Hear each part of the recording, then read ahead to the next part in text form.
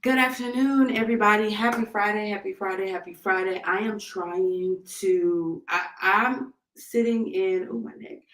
I'm sitting in a different place. I was trying to get the lighting right because it's been raining all day in Atlanta. And so I had to just kind of move around. So I'm not even sitting at my desk, I'm just in a chair. If you're watching me on Instagram, you're seeing behind the scenes of me going live on Facebook and YouTube. I'm streaming. I decided to go ahead and stream to Instagram as well at the same time because this is just a really good topic, right? Like, this is a great topic. So, I'm going to go ahead and put the topic down here in the bottom.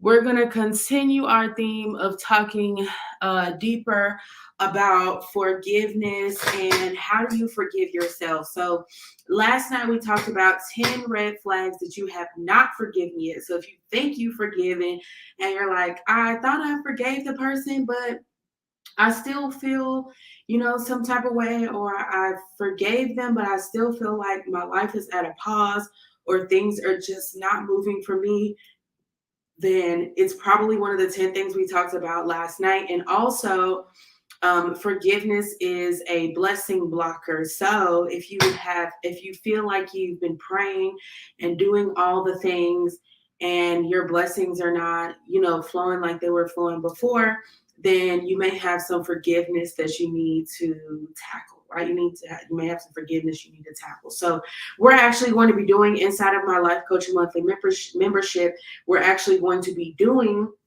a private series on forgiveness and working through some actual exercises, having some open conversation, and some hot seat coaching around forgiveness and what that looks like or may look like in your individual life. So if you're interested in that, if you're watching me on Instagram, make sure you click the link in my bio. If you're watching me on Facebook or on YouTube, I'll drop the link in the video description, or you can send me a direct message on any of my platforms with the word forgive, and I will respond with that link. So today we're talking about how do I forgive myself, right? Like, how do I forgive myself? Because forgiveness has two angles.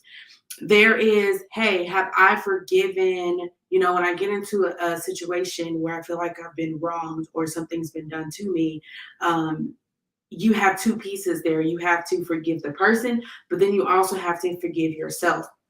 A lot of times what we do is we make the decision to forgive the person, and then when it comes to forgiving ourselves, we don't do that. We don't actually go through a process with that, and so we start to feel things like shame and guilt, and we start to question our judgment and things like that. And so it's important to go through the forgiveness process on both sides of that spectrum so that you're able to really release that. Forgiveness, holding on to forgiveness also causes a lot of stress. It can cause anxiety with situations as you move forward, because if you're carrying that, you're going to carry it into all the other things that you're doing in your life. So it is a byproduct, or anxiety and stress can be a byproduct of being unforgiving. But forgiving is hard, right? Like, let's not discount that. Forgiving is difficult. It is not easy to do in a lot of scenarios. Sometimes you can forgive somebody because, it's something small, but sometimes forgiveness is really difficult. And I think it's important for me to say that because a lot of people will be like, well, you made it sound like it was just going to be so easy. It's not, it's probably not going to be easy. I think for me, the easiest person to forgive is my child. Like, it doesn't matter what my children do. Like, my son literally was like pulling my hair out one day. And I'm just like, why are you pulling my hair? He's 7 months. Why are you pulling my hair? I forgave him. Instant, right? My 2-year-old, every single day she's doing something. Like, probably multiple times throughout the day, she's doing something where I'm like, that really irritated me, but I forgive you, right? So with our kids, it tends to be a little bit quicker. I think that's because there's a level of unconditional love there, and we don't always carry the unconditional love that we have for our kids for other people. A lot of times we don't carry that for other people. So let's get into this, right? Let's talk about this. So I found this quote on forgiveness that I really, really love, and it's from Oprah. And I wanted to share it with you before we get into this process. But it says this: forgiveness is giving up the hope that the past could have been any different. It's accepting the past for what it was and using this moment and this time to help yourself move forward. So that's why forgiveness is really a process. It's not like, I'm going to forgive you and that's it. It's not just a single decision, right? It really is a process, and not just the process of saying, I know, everything happens for a reason. I've decided to let go of this, but also accepting that the past is the past, right? And not hoping that it could be any different, because that's one of the things that we fall into a lot, especially as women. We like to relive the past. If you're a perfectionist and you're on here, you know exactly what I'm talking about. We like to relive the past. When things don't go our way, we're like, well, what could I have done different? What could I have done different? Maybe if it was this person instead of this person, maybe if it was that instead of that. Like, we have all of these scenarios in our perfect world or in our head, in which we assume, like, okay, if things would have happened this way, then, life would have been, completely different thing, or things would have been completely different, or we could have still been friends, and whatever, right? And so a part of the forgiveness process is giving up the hope that the past could have been different, regardless of the circumstances, regardless of the people involved, regardless of what you may have gained or may have lost due to the situation that occurred. Giving up hope that the past could have been different is a part of the forgiveness process. So if you feel like, hey, I thought I forgave this person, I've forgiven this situation, why is it still bothering me? Why do I still think about it every day? It's because you really haven't fully processed the forgiveness. Maybe you started processing the forgiveness, maybe you started the healing process, but you didn't really, go through the whole thing.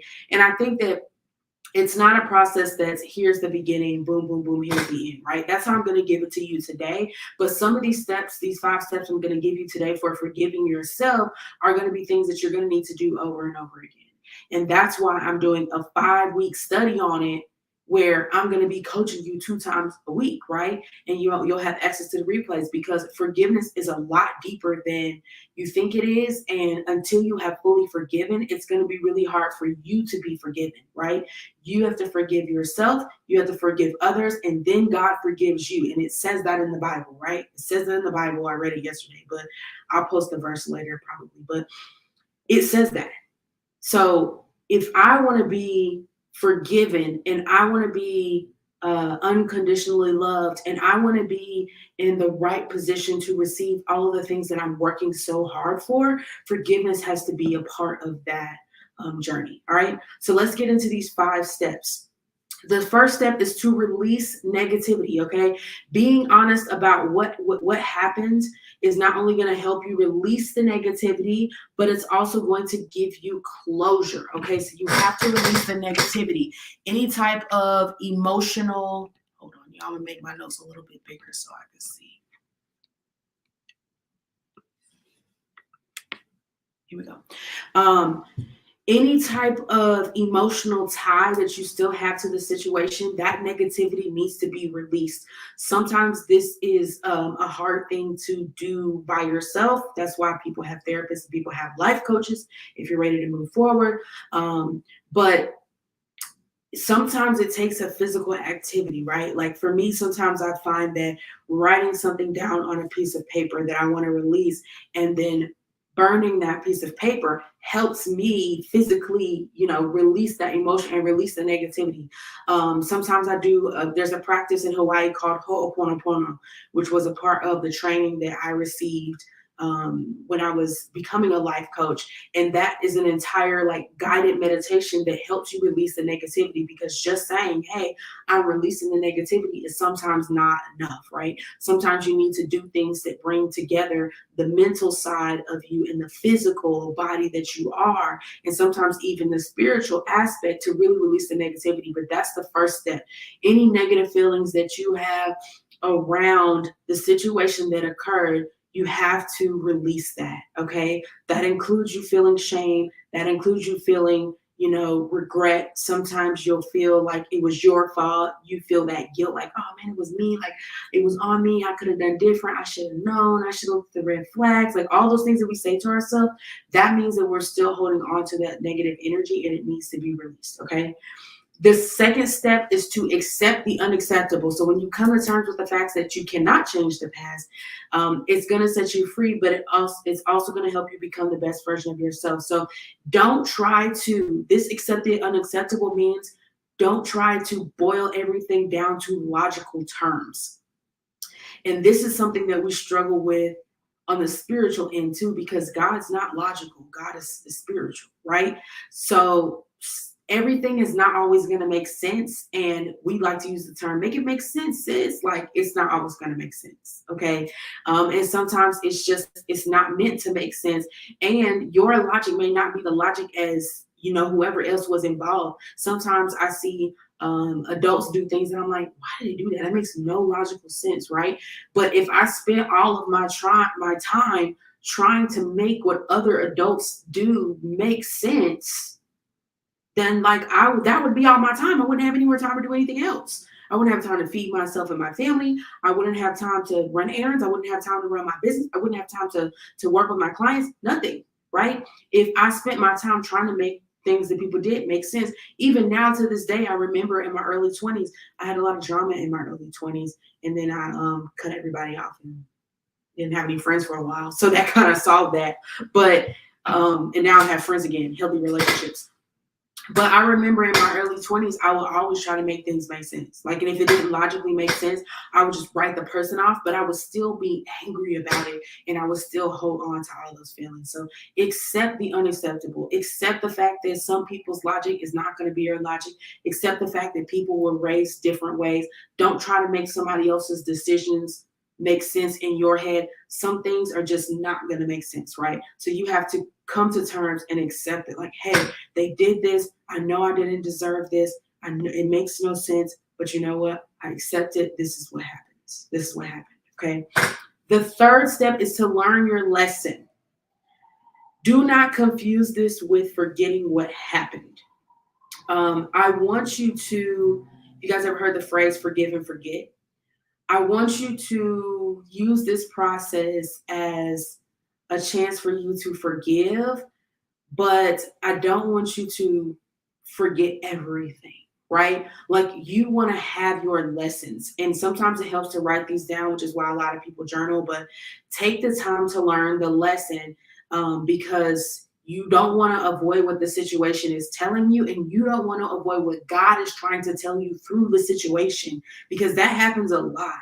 When a lot negative things are happening to you, or things don't go your way, or bad things are happening, God is trying to communicate with you. And you have to be able to discern, okay, God, what was I supposed to take from this? And sometimes that means, okay, I'm going to get on my knees and I'm going to pray and ask, hey, what was I supposed to take away from this? What's the lesson in this, right? Because if you don't write down the lesson, I recommend writing it down. If you don't write down the lesson, you're going to experience the same thing over and over again. And you're going to be like, why am I going through the same thing over and over again? Right? So learn that lesson. Learn that lesson. All right. Step 4 is moving forward. Okay. You can't change what happened, but you can change your attitude and actions in the present. Move on. Stop talking about it. Stop bringing it up with friends. Don't reference it. Stop posting on social media talking about it. Nobody cares but you. And because you keep giving it life, you're giving it life, right? Move on. Move forward. You cannot change what happened unless you have a time machine that we don't know about. And if you do, sis, hit me up in the DMs, okay? But you cannot change what happened. All you can do is change your attitude and actions in the present. So stop living in the past. If you have a hard time with this, like reliving things that happened that you wish would have been different, I recommend doing mindfulness meditations, doing some guided mindfulness meditations, because it helps you learn how to be more mindful. I recommend learning some grounding techniques. All this is going to be inside the monthly membership. So if you're a part of the monthly life coaching membership, you'll get access to all these kinds of tools that I'll make for you. But practice some grounding techniques that help you stay in the present in the present tense because it's very easy to, it's easier to carry it, right? Like honestly, it's easier to carry it. That's why forgiveness is a trait of strong people. Forgiveness is not a trait of weak people. Weak people don't know how to forgive, right? They don't know how to forgive. They don't have they don't even want to forgive. It takes a strong person to forgive.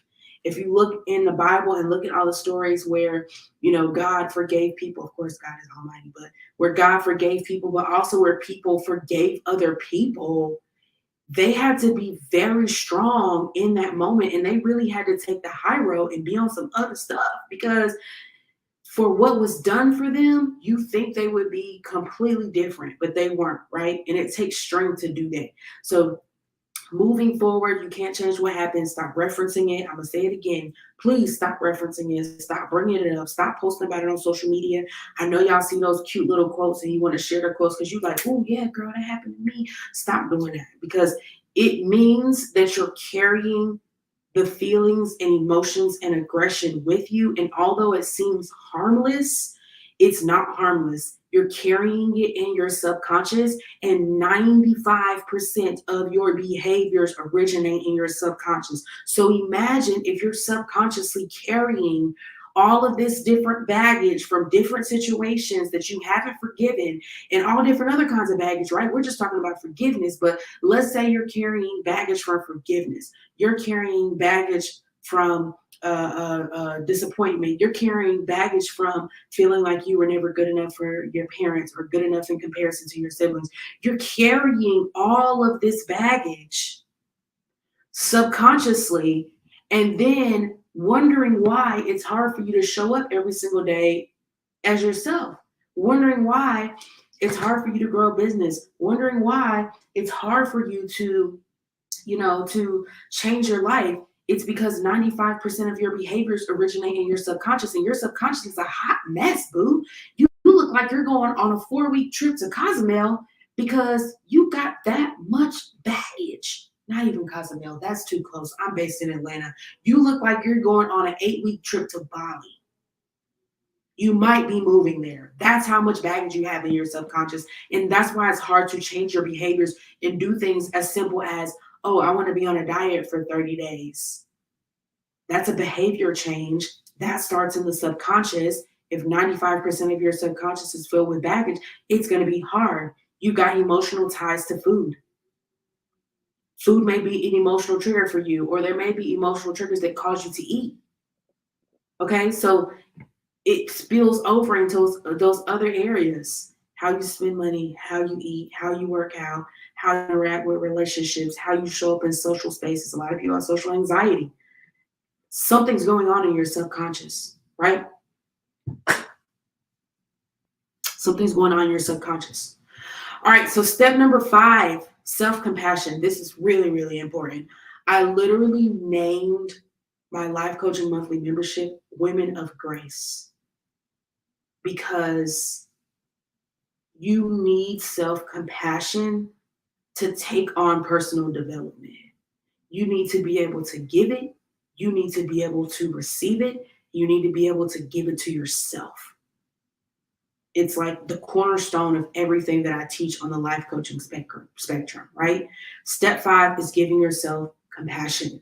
So giving yourself grace. In order to be more kinder to yourself, you need to commit to talking to yourself in a way that's helpful rather than harmful. So all those that negative self-talk, those negative thoughts that are run rampant in your mind, that all that doubting that you do for yourself, that indecisiveness, that is you thinking negatively about yourself. And it's the opposite of you giving yourself compassion, which is what you need throughout the process to forgive yourself. Okay, it's what you need. So working on that self-compassion, doing different things to work on that self-compassion, like identifying, your negative self-thoughts and reframing those. Or a couple of weeks ago, I did a video on, it might still be up on social media somewhere, but I did a video on 5 cognitive distortions. So there are 15 different types. Let me explain this.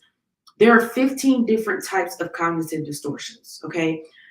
As humans, we process thousands and hundreds of thousands of pieces of information every single day. Like you're watching me right now, and although you're listening to what I'm saying, you're also thinking there's a plant right there and a plant right there. And look at that pretty wallpaper she has. And ooh, she's got a dry erase board. I wonder what's on that. Oh, look at this mic. The audio sounds pretty good. I wonder what it's hooked up to. What kind of camera does she have? You are thinking about a lot of different things while you're watching this video. Look at her hair. Are those locks? Are those real locks? Does she have earrings? Why should she have earrings? Where'd she get that necklace from? Like all of that kind of stuff, right? What happens is your brain is not able to process all of those bits and pieces of information.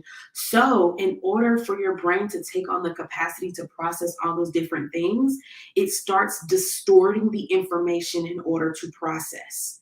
Those are called cognitive distortions.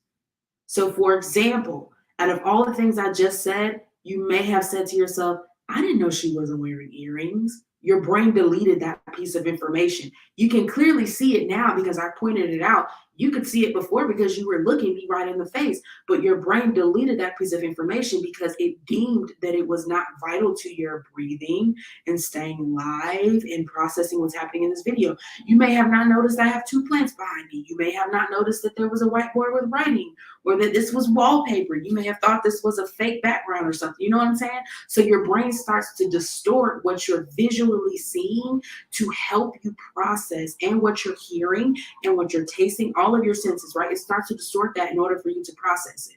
So there are 15 different types of distortions, okay? And these distortions are the origins. A lot of times they're the origins for the way that we talk to ourselves, because we're talking to ourselves based off of distorted information. That's why you can say to somebody, man, I don't feel like I look cute today. And they look at you and they be like, girl, you look good. What you talking about?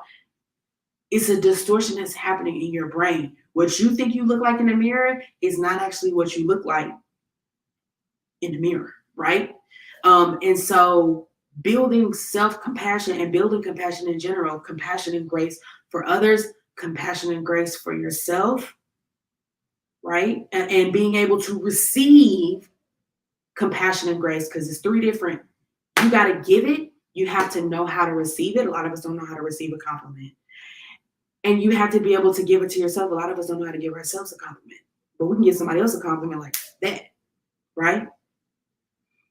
So being able to do those things means identifying your negative self-talk and reframing that in your mind. And it starts with identifying those cognitive distortions. So I'll probably do a video on all 15 of the cognitive distortions and drop it in the life coaching membership, so you can start to kind of identify what your negative self-talk may be originating from. But number 5 is being able to give yourself compassion, because none of these processes and none of these things that I talk about with life coaching are easy, right? Let's be honest. If they were easy, you wouldn't need me. I wouldn't be here right now. There would be no need for therapists, no need for life coaches. Your life would be, 100% perfect. You would be the best person you could ever be without any help.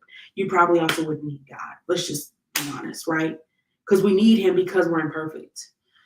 So none of these things that I'm teaching you guys or sharing with you guys are easy. It is going to take help. It is going to take time. It is going to be a process. That's why I decided to formulate my life coaching service into a membership, because it makes it easier for you to come in and learn on your own time and get the help you need, and see the live coaching sessions and watch the videos and ask questions and all that kind of stuff. Okay. So the registration is open for that now. On March 7th, we start our series. It's going to be a 5-week series on forgiveness. After we go through forgiveness, we're going to do a 5-week series on anxiety and fear, because that's something that a lot of you guys deal with as well. And then we're going to jump into this one that's been sitting on my desk, by Priscilla Schreier, How to Recognize When God's Speaking to You. This is going to be so fun. Can y'all see that? Yeah, buddy. That's going to be a good one. How to recognize when God's speaking to you. So I'm going to carry y'all. It's March, right? We're going March, April, May. I'm carrying you all the way to the summer with this content and this coaching that's going to make you you about to have the best summer of your life. I promise. Join the membership today. You're going to have the best summer of your life. It's going to be, hey, I was scared to wear a bikini last summer. I'm wearing a bikini. I don't care what my weight is. It's going to be, I've had this negative relationship with food. I'm not having it no more. It's going to be, I was in this toxic relationship. It was draining the life and energy out of me. I'm not in it anymore. I'm free. Right? Best summer of your life. But not only, hey, it's a hot girl summer, it's a God girl summer. Come on now, right? It's a God Girl Summer. So make sure you join the membership. It's $99 a month. If you're watching me on Instagram, the link is in my bio. You will see the link in my bio. You will see the flyer for Forgiving is Hard, which is a series we're going to start on March 7th. So we're going to start that series on Tuesday. There will be live coaching sessions. If you miss the live coaching sessions, you'll get access to the replay and you'll still be able to answer questions and ask questions and all that good stuff. And there's also going to be exercises and things in there so I can give you guys feedback, because I don't want you to just show up to the sessions. I want you to actually work with the material. I want you to get feedback. I really want to coach you guys so that you can be the person you want to be. Because if you're trying to grow a business and the strategies haven't been working, you're posting on social media, you got your website, you sent out some emails, you made some money, but you're not making a lot of money. It's a life thing. It's not always a business thing, right? It's who you are. Success is about who you are. So if you're on any of the other platforms and you're watching me, I'll put the link to join the membership in the description, or you can send me a direct message and I'll send it to you now. But make sure you guys get in before Tuesday so you can get that the series on forgiveness straight from the jump. All right. See y'all later.